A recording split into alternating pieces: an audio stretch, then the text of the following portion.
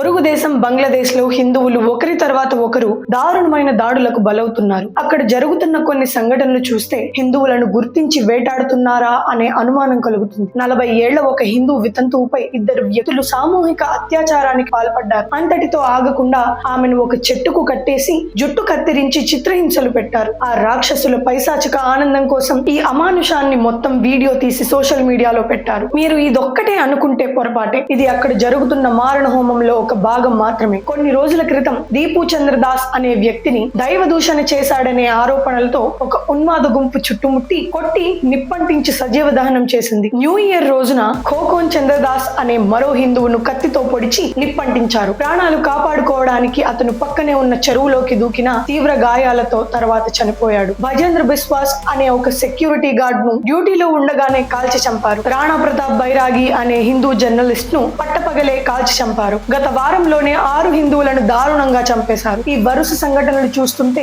బంగ్లాదేశ్ లో హిందువులను లక్ష్యంగా చేసుకుని గుర్తించి మరీ వేటాడుతున్నారని స్పష్టంగా అర్థమవుతోంది. ఇన్ని దారుణాలు జరుగుతుంటే అక్కడి తాత్కాలిక ప్రభుత్వం ఏం చేస్తోంది? మైనారిటీలకు భద్రత కల్పించాల్సింది పోయి ఈ నిజాలను బయట పెడుతున్న భారతీయ మీడియాపై వేలెత్తి చూపుతోంది. మరోవైపు బంగ్లాదేశ్ లో భారత వ్యతిరేక భావాజాలం పెరుగుతోంది. ఈ దాడులపై మన భారత ప్రభుత్వం తీవ్ర ఆందోళన వ్యక్తం చేసింది. కానీ ఈ నరమేధం ఇంకెప్పుడు ఆగుతుంది? మతం పేరుతో మనుషులను చంపే ఈ రాక్షసత్వం అంతం కాదా? వేకప్ ఇండియా, ఇకనైనా మేల్కోండి. ఈ అన్యాయంపై మీ గొంతు విప్పండి. కులం, వర్గం, ప్రాంతం అనే గీతలు చెరిపేసి హిందువులుగా, భారతీయులుగా మనమంతా ఏకం కావాలి. జై హింద్.